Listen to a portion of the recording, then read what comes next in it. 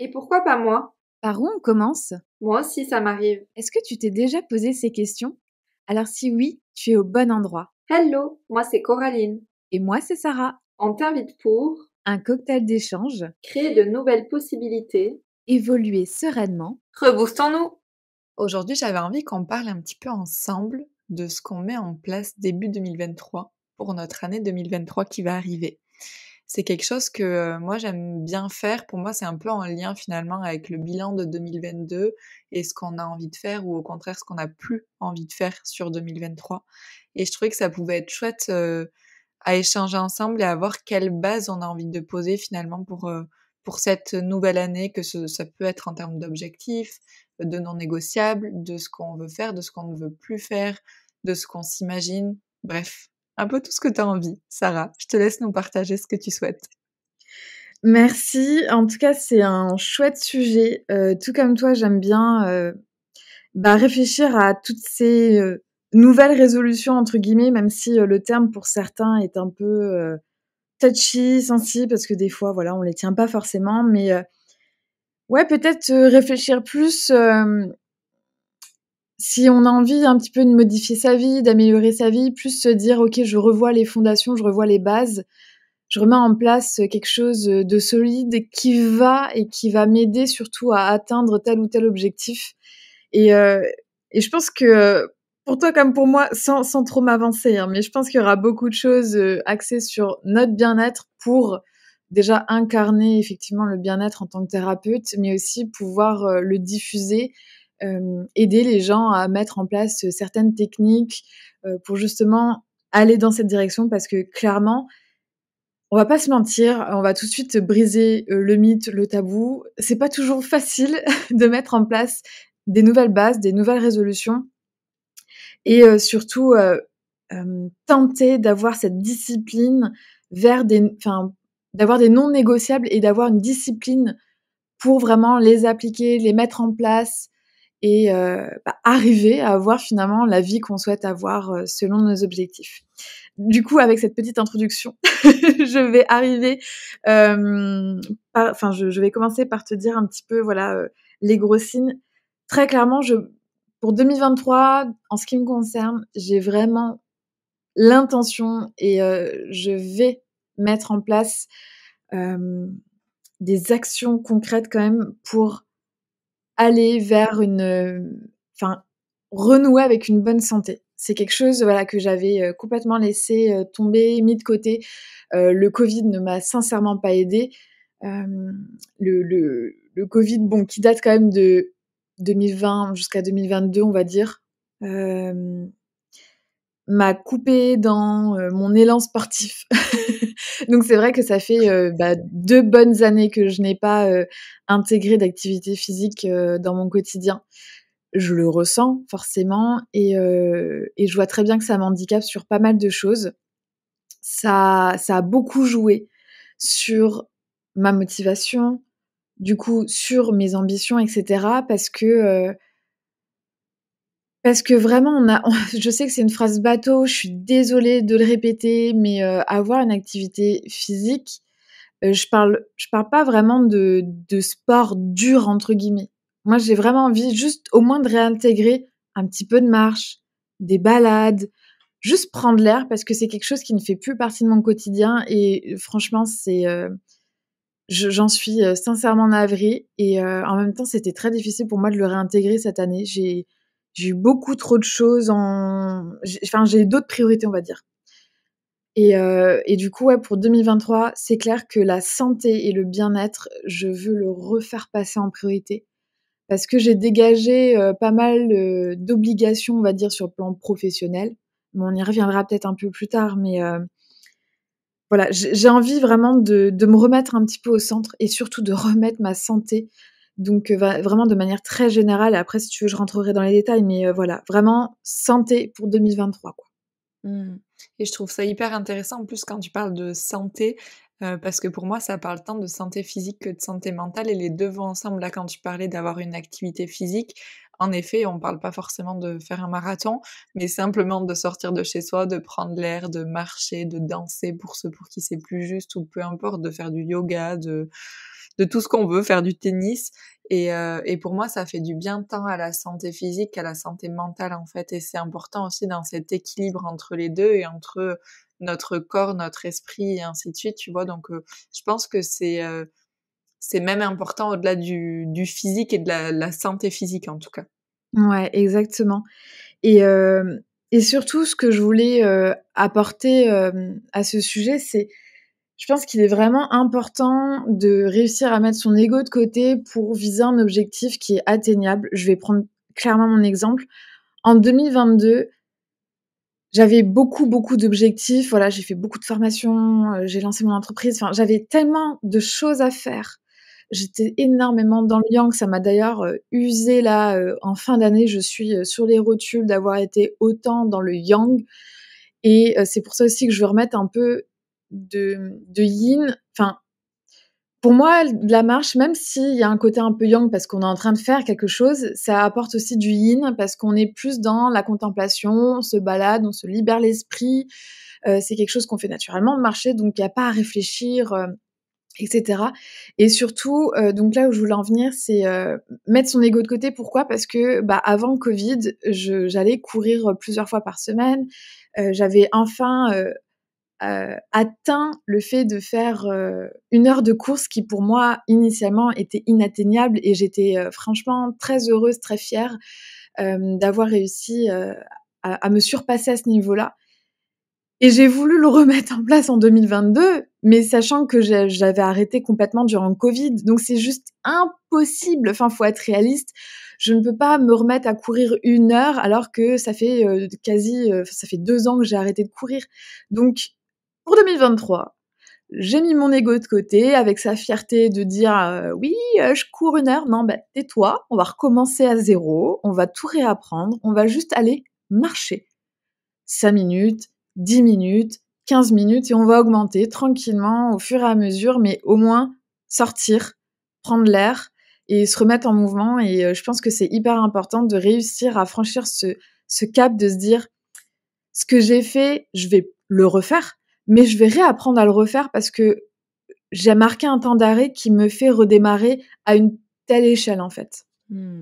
C'est hyper intéressant et pour moi, ça renvoie un peu à la bienveillance qu'on peut avoir envers soi-même ou pas. C'est pas toujours évident d'être bienveillant envers soi-même.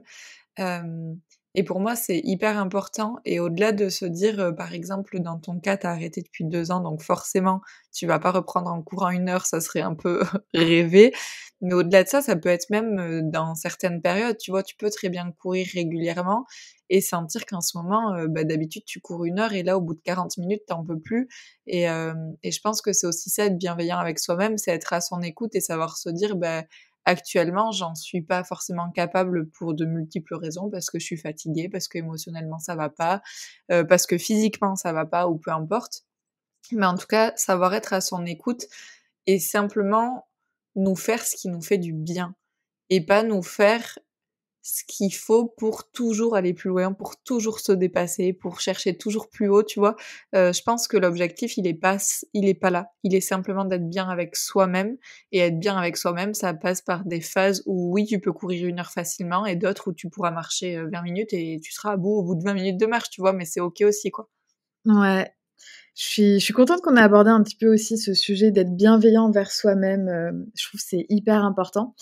Mais j'ai quand même envie d'avoir ton point de vue. Du coup, est-ce que tu peux nous parler de toi, tes, entre guillemets, «bonnes résolutions» ou du moins les nouvelles bases que tu as envie de mettre en place, les non négociables que tu as envie, d'intégrer dans ta vie en 2023?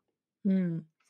Moi, je crois que j'en avais déjà parlé un peu dans un précédent épisode très rapidement, mais j'ai envie que 2023 soit placé sous le signe de l'équilibre pro et perso.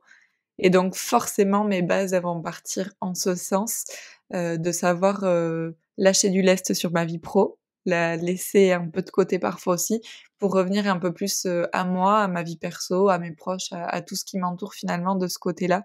Donc pour moi, la base et l'énergie de 2023, je le souhaite en tout cas, qu'elle soit vraiment dans ce sens-là, hem, pour me permettre vraiment de trouver l'équilibre qui me convient et c'est tant, tu vois, vraiment, quand je dis perso, c'est tant avec mes proches, mais aussi avec moi-même, en fait, vraiment trouver l'équilibre de tout ça.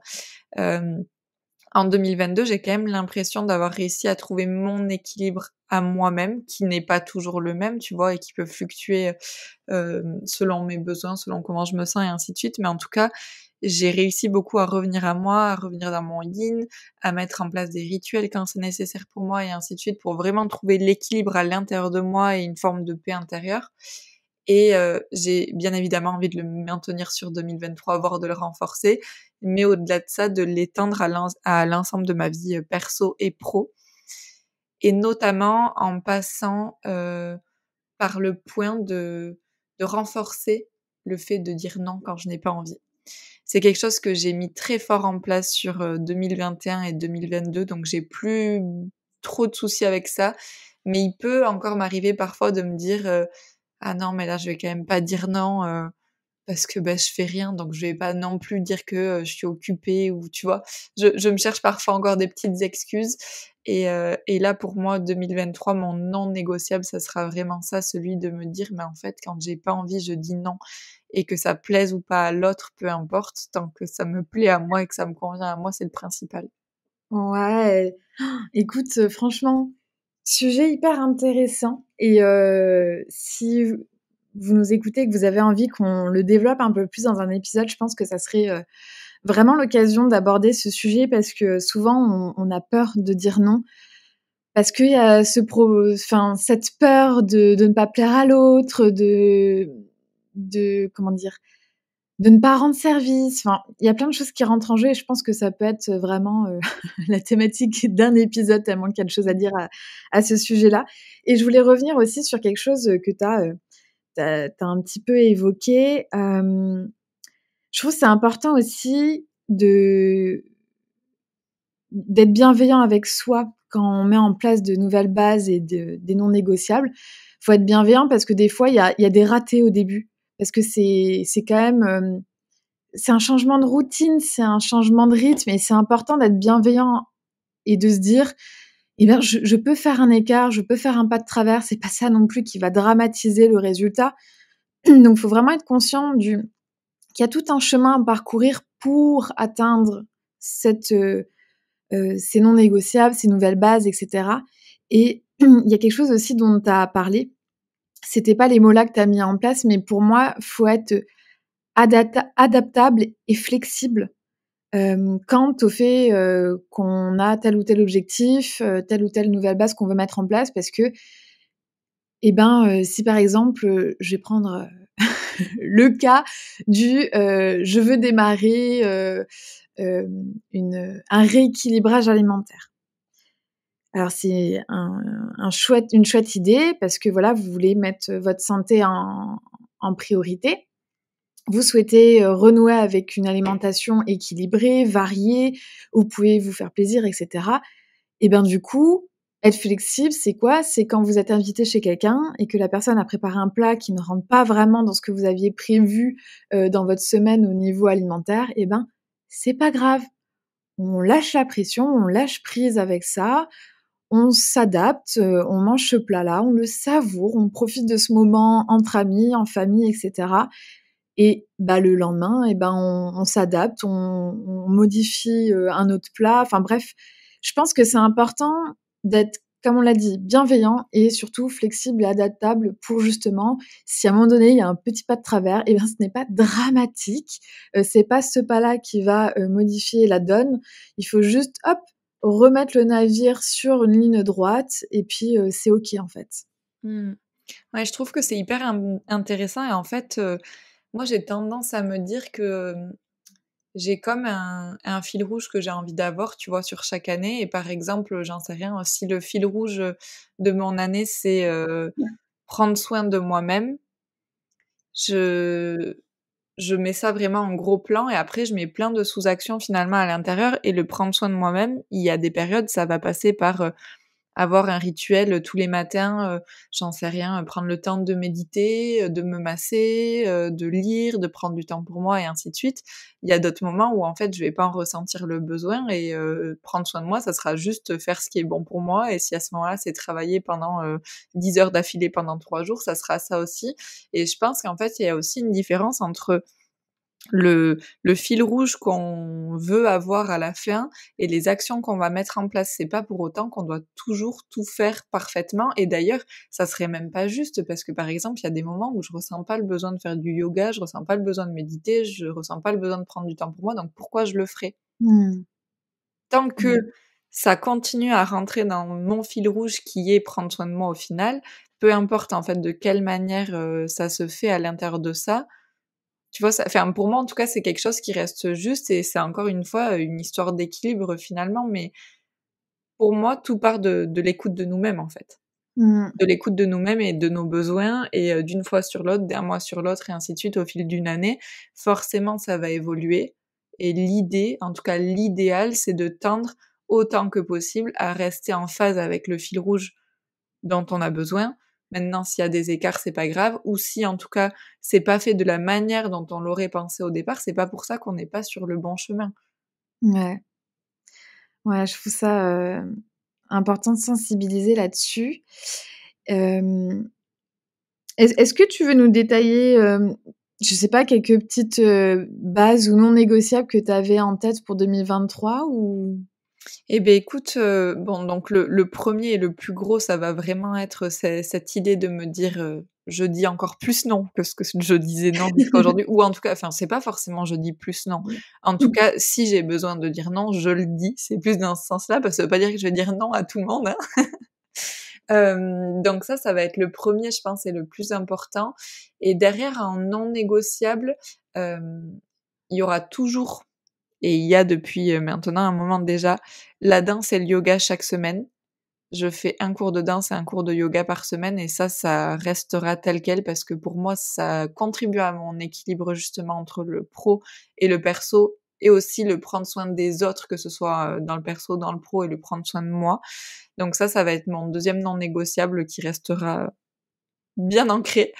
Et après, il y a plein de petites choses, je pense, que je vais mettre en place autour de ça et que j'avais déjà commencé à mettre en place sur 2022, mais ce sera plus de l'ordre, encore une fois, là, pour le coup, d'un équilibre et pas forcément de quelque chose de très fixe. Mais je sais que je veux réduire mon temps horaire de travail de manière globale, parce que je sais pertinemment qu'il y a des semaines où je vais devoir bosser 50 heures et c'est OK, mais il y aura peut-être du coup des semaines à côté où je bosserai 20 heures. Et toujours dans cette idée de continuer à équilibrer le pro et le perso, prendre plus de vacances. Et ça, c'est pareil, c'est un non négociable. C'est-à-dire que jusque-là, sur les 2 dernières années, à l'heure où on se parle, j'ai pris 10 jours de vacances. Voilà. Et vraiment, je compte les jours, en comptant même les week-ends, je compte vraiment tout là. Et en tout, il y a eu 10 jours. Ouais. Ce qui est quand même très très peu sur 2 ans, quand on voit qu'en moyenne, rien qu'en entreprise, t'as au moins 5 semaines normalement par an. C'est clair. Et donc là, vraiment, mon objectif, bon déjà, je prends une semaine du coup fin décembre, je prends 8 jours même précisément, donc j'ai presque battu le score. Et sur 2023, mon objectif, c'est de poser davantage de vacances. Alors, j'ai pas encore suffisamment posé les choses pour me dire est-ce que je vais poser, tu vois, 3 semaines, 5 semaines, j'en sais rien. Le minimum sera de 3 semaines sur l'année complète de 2023. Peut-être que ça ira plus loin, mais en tout cas, voilà un petit peu où j'en suis dans ma réflexion aujourd'hui. Ouais, trop cool, trop, trop chouette. Et toi, de ton côté, du coup, est-ce qu'il y a certains non négociables auxquels tu as déjà réfléchi ou que tu as déjà posé par rapport à ton année 2023? Alors je sais pas si on peut vraiment le mettre dans la catégorie non négociable. Enfin, en fait, mon non négociable pour moi, ça va être ma résolution santé de 2023, voilà. Enfin, j'ai vraiment envie de mettre ça au centre de mon année, reprendre une activité physique, comme j'ai dit, ne serait-ce que marcher. Déjà, voilà, je vais reprendre étape par étape, on va aller tranquillement. Mais en fait, du coup, on va dire la clé pour 2023, et ça, c'est très, très, très, très difficile pour moi d'avoir fait ce choix-là.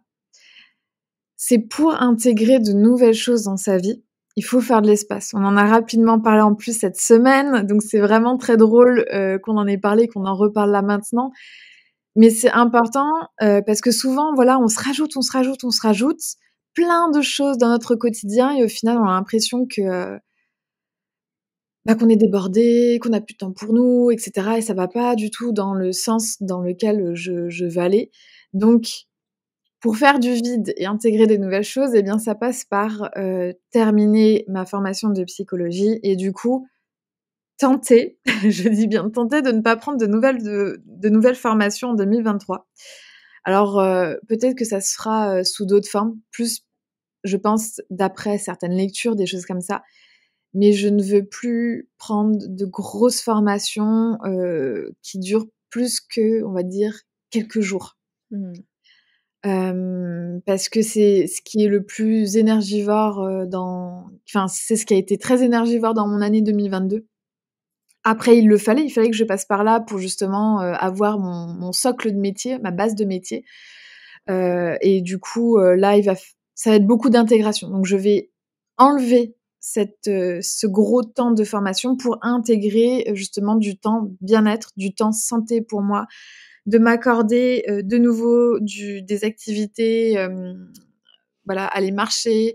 Et du coup, je sais que l'un va engager l'autre, c'est-à-dire que souvent quand on commence à reprendre un peu une activité physique, on a envie de nouveau de bien s'alimenter, de manger équilibré, parce que c'est vraiment c'est l'opposé du cercle vicieux qui je fais rien, allez, perdu pour perdu, je vais manger McDo, etc. Enfin voilà, il y a ce cercle vicieux là, et il y a le cercle vertueux. Le cercle vertueux. Je savais que tu l'avais. Tu le lis dans ma tête, mais je n'arrivais pas à poser les mots.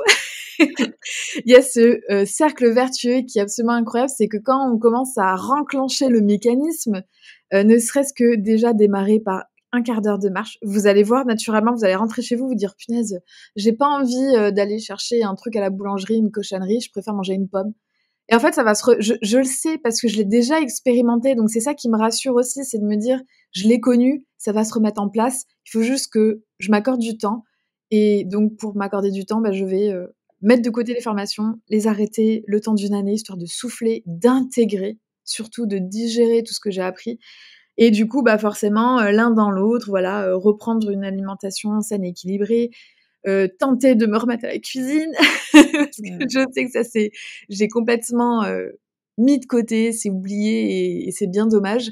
Donc voilà, reprendre tous ces petits réflexes, boire 1,5 litre, 2 litres d'eau par jour, et essayer vraiment de remettre cette santé au cœur, chose que j'ai un peu oubliée pendant 2 ans et j'en ai un petit peu payé les pots cassés, on va dire. Donc je suis très, très enthousiaste à l'idée de renclencher ce mécanisme-là pour 2023.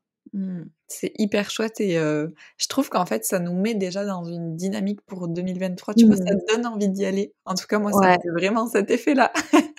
Et je me dis que c'est vraiment trop cool finalement de poser ça.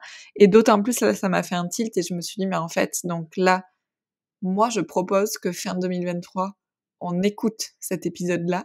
Oh oui, et qu'on fasse le point de là où on en est. On se challenge mutuellement toutes les deux. Et n'hésitez pas, vous qui nous écoutez, à faire la même chose si vous sentez que ça vous motive, que ça vous met en joie. Faites-le. Si vous n'êtes pas trop pour, ne le faites pas. Écoutez-vous. Je pense que c'est déjà le principal, c'est de s'écouter pour justement trouver ce qui nous fait du bien.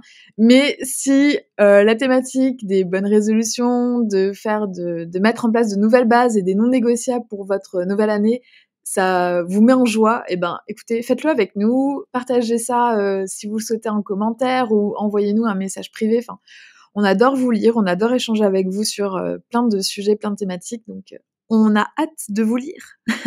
À très vite. À très vite.